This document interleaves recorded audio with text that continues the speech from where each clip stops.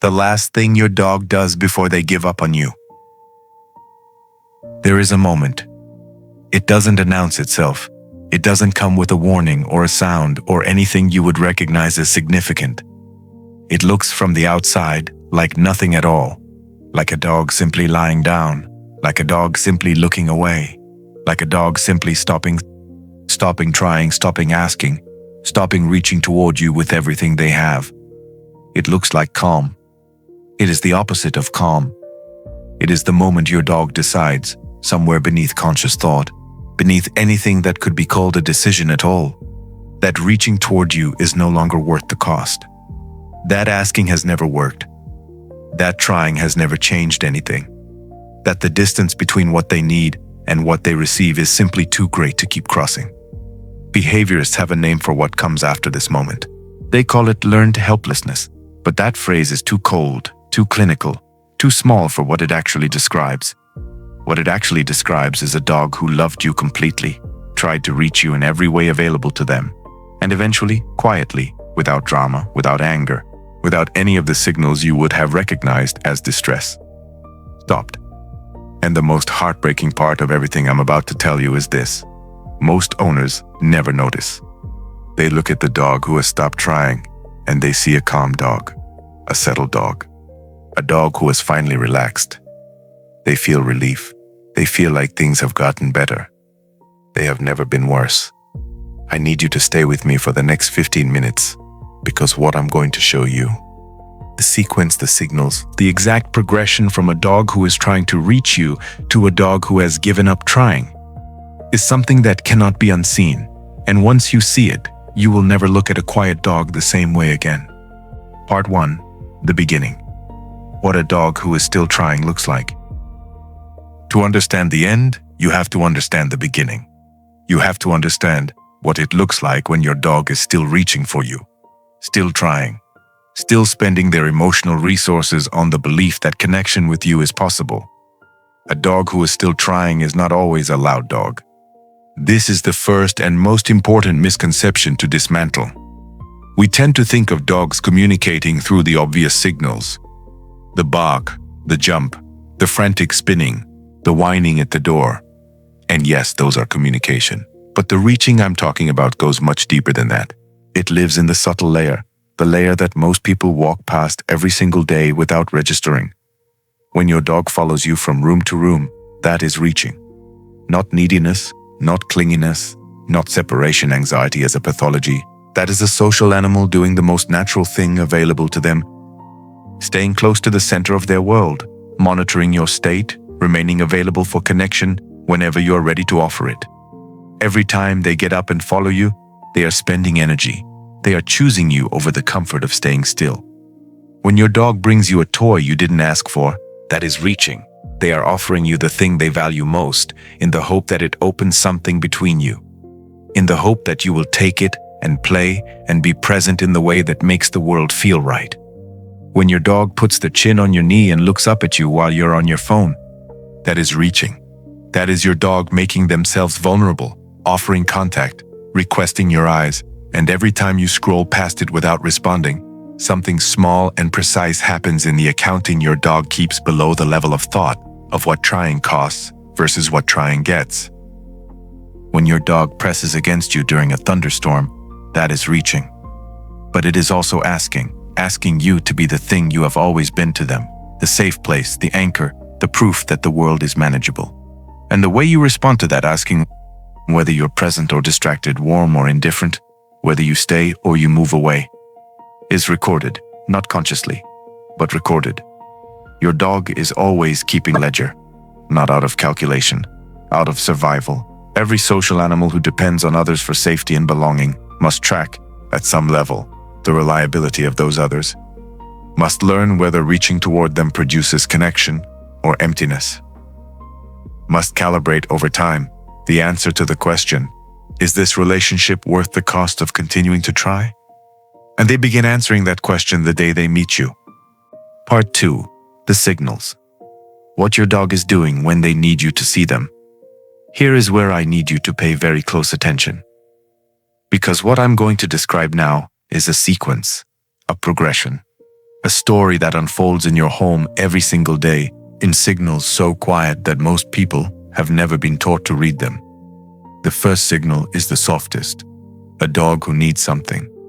Connection, attention, reassurance, play, just presence. Will offer what behaviorists call an orienting behavior, and they will position themselves near you. They will face you. They will arrange their body in your direction. They are not asking yet. They are making themselves available. They are saying in the gentlest possible language, I am here. Are you? If that is not met, if you don't look up, don't acknowledge, don't offer anything back, the next signal comes. A small sound, not a bark. A soft vocalization. A single exhale that is almost a whine. Something at the edge of audible that is designed specifically to attract attention without demanding it. This is your dog modulating their ask. Trying to find the volume that works. Trying to reach you without overstepping. If that passes unnoticed, the escalation continues. The paw, the nose nudge, the chin on the knee, the toy dropped at your feet. Each one a sentence in a language you were never formally taught, but that your dog has been speaking fluently since the day they came home with you. Each one costing slightly more than the last. Each one requiring your dog to remain in a state of hoping that this time will be different. And here, right here, is the moment that matters most. The moment you respond to the nudge or the dropped toy or the chin on the knee. Not with enthusiasm, not with a training session or a long walk, just with acknowledgement, just with, I see you, I'm here, you matter. That acknowledgement, that tiny, almost effortless signal of connection, resets the ledger. It tells your dog that reaching works, that this relationship is responsive, that the cost of trying is worth it because trying produces contact. Without it, the escalation continues. The vocalizations get louder. The pawing gets more insistent. The dog begins to exhibit what trainers call attention-seeking behaviors. The ones that get labeled as annoying, as badly mannered, as something to be corrected, and in many households, they are corrected. The dog who barks for attention is told to stop. The dog who jumps is pushed down. The dog who paws is ignored or scolded. The communication is shut down at every turn. And the dog learns something, not the lesson you intended. Not be calm and patient and I will come to you. The dog learns the louder signals don't work either. The bigger asks don't work. Nothing in my vocabulary is reaching them. And they begin to go quiet. Part 3. The silence. What it means when your dog stops asking. This is the section of this video that I want you to feel in your chest, because it is the one that matters most and the one that is most consistently misread. When a dog who has been reaching, following, nudging, vocalizing, pawing, offering toys, positioning, trying in every dialect available to them, goes quiet, something has happened that is not rest and is not calm and is not a problem resolved. Something has broken, not broken in the way a bone breaks, sudden and obvious and impossible to ignore, broken in the way a slow leak breaks something, gradually, invisibly, until the structure that depended on what was lost begins to fail in ways you cannot immediately identify.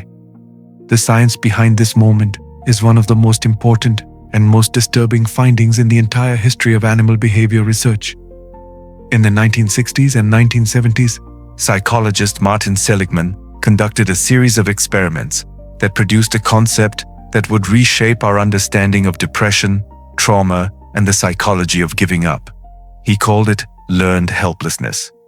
And while his original research was conducted under conditions that we would rightly consider unethical by modern standards, what he discovered about the psychology of uncontrollable negative experiences has proven to be one of the most durable and far-reaching findings in behavioral science. The core finding: when a living creature repeatedly experiences a situation in which their actions have no effect on the outcome, when trying produces nothing, when reaching produces nothing, when every behavior in their repertoire fails to change what is happening, they stop trying, not just in that situation, across situations. The learned helplessness generalizes. The animal does not conclude that this specific strategy failed. The animal concludes that trying itself is futile, that they have no power, that the world does not respond to them. And then they lie down, and they go still, and from the outside, it looks like peace.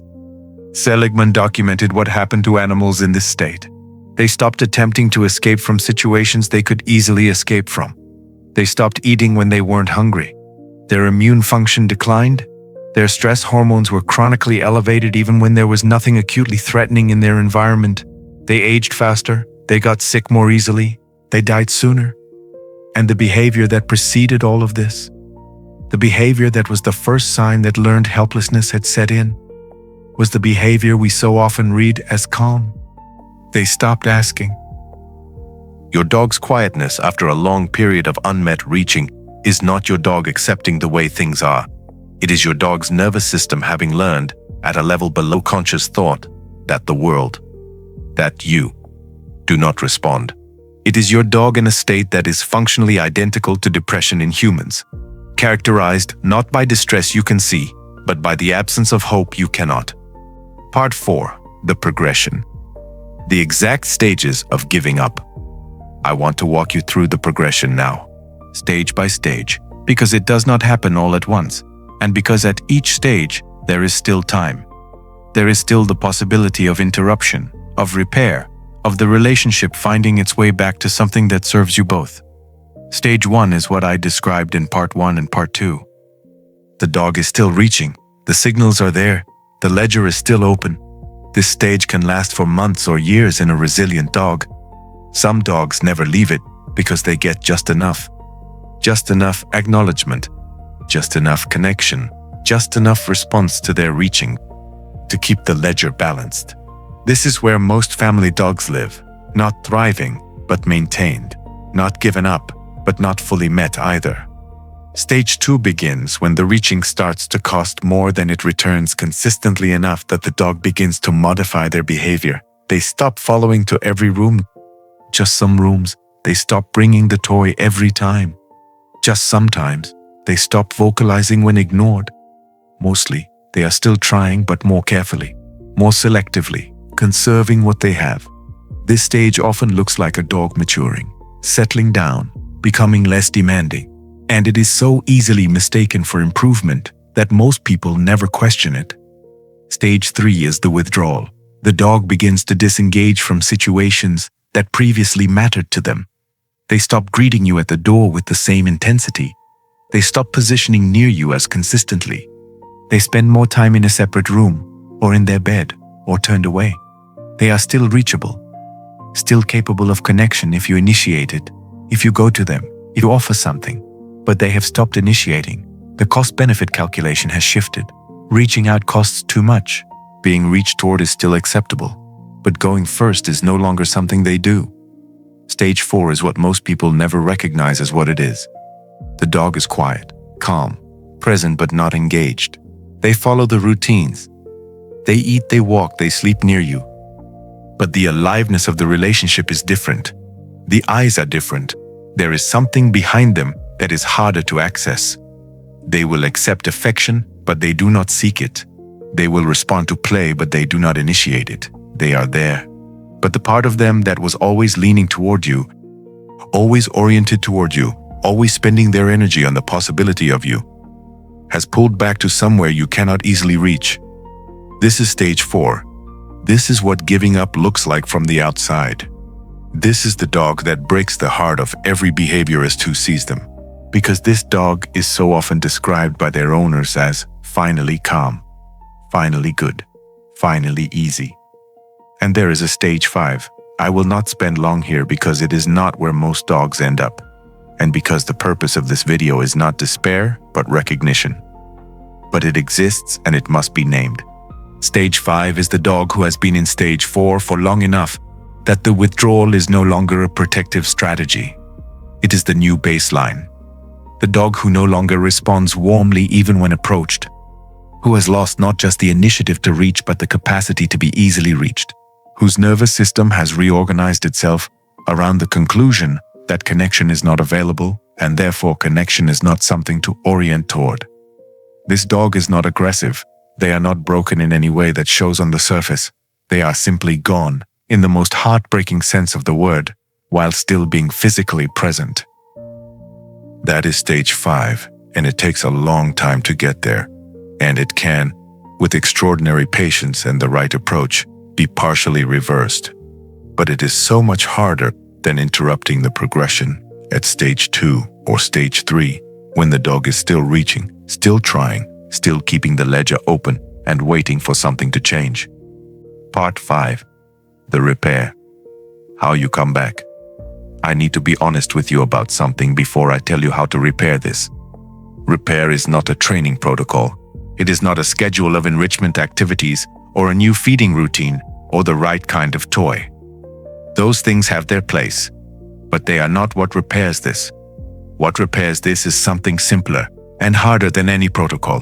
What repairs this is you deciding to show up differently, consistently, over time, without agenda. Here is what that looks like. It starts with noticing. Before you can respond to the signals your dog is sending, you have to see them. And seeing them requires that you slow down in a way that modern life does not naturally support. It requires that you enter the spaces you share with your dog and actually look at them, not a glance, not a pat on the head as you pass. Actually look. Where are they positioned? Are they facing toward you or away? Are their eyes soft or flat? When you enter the room, do they lift their head with any brightness, or has that brightness faded? These details are the language.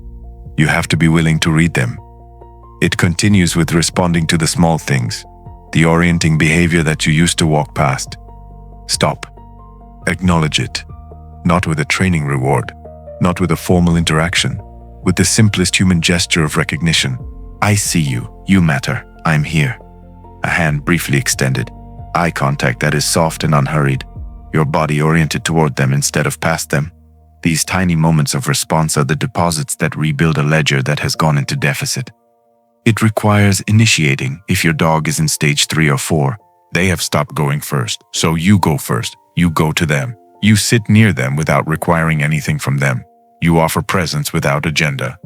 Not training, not play, not the interaction you want, but whatever they want, at whatever pace they need. You let them set the terms of re-engagement. You accept that it may be slow. You accept that the first times you go to them, they may not respond the way they once did. You go anyway. And it requires time, not weeks, months, in some cases longer. Because what you are doing is not teaching a new behavior. You are rebuilding a belief. The belief that this relationship is responsive, that reaching produces connection, that trying is worth the cost. Beliefs that were built slowly and eroded slowly must be rebuilt slowly. There is no shortcut through that, but there is a through. The research on recovered learned helplessness in animals shows something that is both humbling and hopeful. The path back is available. Animals who were in states of profound withdrawal have, with the right conditions, consistent responsiveness, safety, the repeated experience of their behavior mattering, rebuilt the neural pathways of hope, not identically to what they were before, but functionally, meaningfully, enough to live fully again. Your dog can come back from most stages of this. What they cannot do is come back on their own. They need you to go first. They need you to show up in the space between you and close the distance that you let grow. Not because they are demanding it. They have stopped demanding, but because that is what love does when it understands what it is looking at. Part 6. The thing nobody says.